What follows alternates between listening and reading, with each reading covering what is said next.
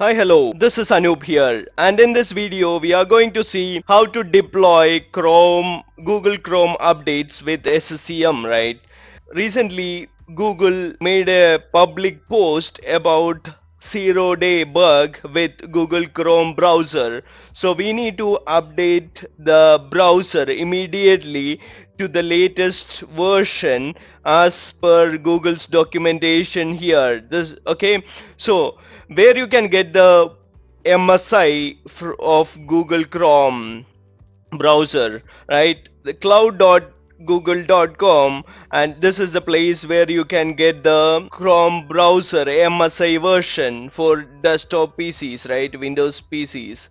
Okay, so I have a post over here in my blog, and you can see the download link over here. Okay, so this is the download link, and this will take you to here. And yeah, once you have the download link, you can go through the entire process, either through this video or you can go through this blog post, okay, to get more details, and if you like to read.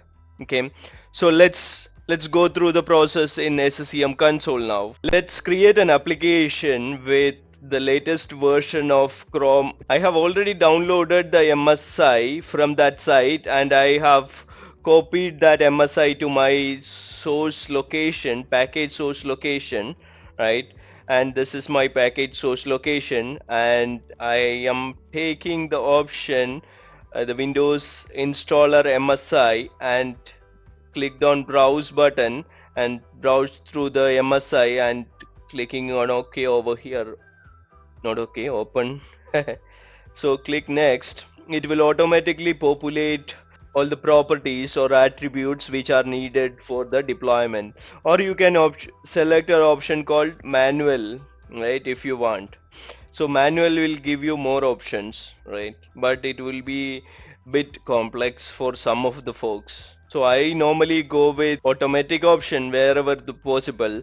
So as you can see, these are the things automatically populated from the MSI. So these details are already there in the MSI file. So SCCM took those details and configured it accordingly, right? Version number is, I don't remember what is the version number. Probably the version number is, the latest version is this one, 87, right? And this command line is automatically populated, so you don't have to change it. And you have an option here, run installation program as 32 processes on 64-bit clients. I don't recommend to use that in this case, because we are installing 64-bit MSI version of Chrome. Okay, so I hope all Windows 10 devices are 64-bit, right? So let's complete this application creation process. It should complete within a second. Okay, so the application creation process, Chrome application creation process got completed. Now we have a Chrome application, and you can see the deployment. There's no deployment here. So next process is to deploy this application to devices, right, or device collections. I would prefer devices rather than users. Let's, okay, Chrome application to the devices, right? I will select a collection, and the device collection which I'm going to select is basically, I don't know, let's check.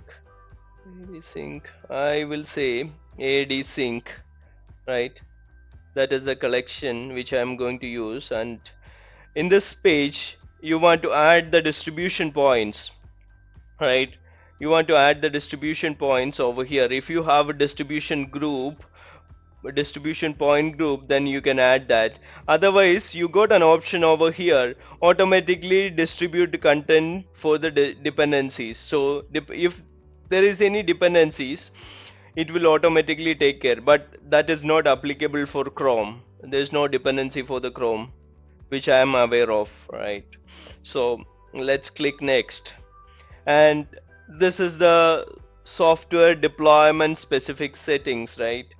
How to control the deployment on the Windows 10 or Windows 7 PCs. I don't want to talk about Windows 7 at least. Windows 10 devices, right? So we have two options over here: install and uninstall. Okay, so you can install Chrome and you can uninstall Chrome. Okay, so in this case I am going to install it. Basically it's kind of an update, and within install you have two options: available and required. I'm going to select, if it's available, if I select available, then it will be sitting in your software center, and user needs to kind of manually intervene and install it, right? If it's required, then it's a mandatory deployment. It will automatically deploy without any intervention from user. So I would normally prefer this.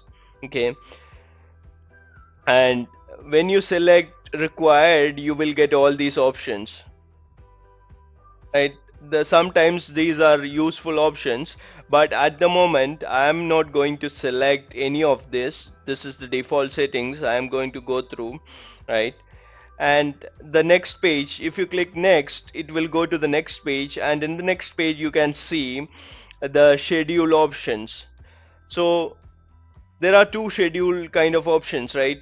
The application will be available in software center only after this time if you select this option, right? I don't want to do that because this is as soon as possible kind of a deployment for me, because it's 0 day deployment, right?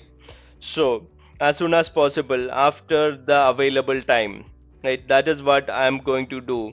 Or if you want to do after this deployment after some particular time or after office hours, then you need to select this option, schedule at option, right? Okay, so I'm going to select as soon as possible after available time. So I don't set any available time, so it's available soon after this deployment wizard is completed, right? So that is the scheduling part, and this is the user experience, right? Over here you can see notification options: display software sender and show all the notification, display software sender and only show notification for computer restarts, right? So I would normally select this one because I want to see this in software center. Probably if I want to reinstall or something, install it again, probably I can try that, right? So that is why I select this option. You have a third option that will hide everything. It will, in the background it will automatically install the application, right? So I'm going to select this one. Okay, and you can see over here the maintenance window options over here. If you are deploying in a production and you have a policy within your organization to have a maintenance window, then you need to take care of this, right, in a production environment. So this is alerting configurations, right? SCCM and SCOM kind of alerts if you are using that. I'm going to keep this default because I never use this in my device management admin experience yet. So I'm going to keep it simple, right? Click on next and complete the deployment by clicking on next, and we just finished the deployment, right? So deployment is completed. Now the third step is basically, if I can go to the deployments, you can see what are the options here. I have gone to properties and I have selected the content.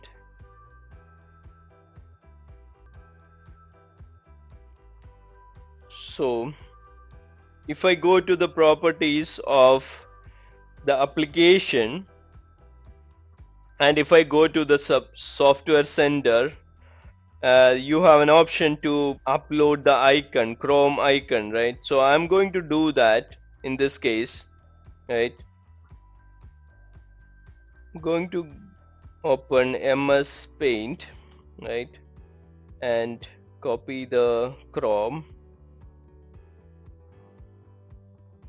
install it save it somewhere in the same location. It would be easy for me to track it. Basically, MSI, I will say icons, right? I will say Chrome, okay, and I'm going to use that over here, icons, Chrome, click OK. So now in the software center, you will be able to see this Chrome icon. That is the very good user experience from my perspective. Let's click on OK and finish it. If you are interested, you can kind of look into phased deployments, right? So initial collection will be like only 5 missions if you want to pilot it, and after the deployment of those 5 missions, you can select the collection which has like, I don't know, 100 missions, right? You can go based on the success of the first deployment and the second deployment, then the third deployment will be kind of mass deployment, right? So that is what you can do from this phased deployment. You can do that also within SCCM. This is exciting feature within SCCM, so you won't impact all the missions if there is any in that case, right? In this kind of 0 day scenarios. So that is very useful in a big organizations where you have like hundreds of thousands of devices, right? Okay, since we have completed the server side of the deployment, Chrome deployment, let's see the client side of it, right? This is my software center, and I can see that the application is already kind of displayed in the software center. If I click on that, it says installing. It is kind of installation is going on at the moment, right? Okay, anyways, thank you for watching. I hope you like the video. If you like the video, please click on like button. If you don't like the video, please click on thumbs down button or unlike button. See you next time with another exciting video. Bye bye.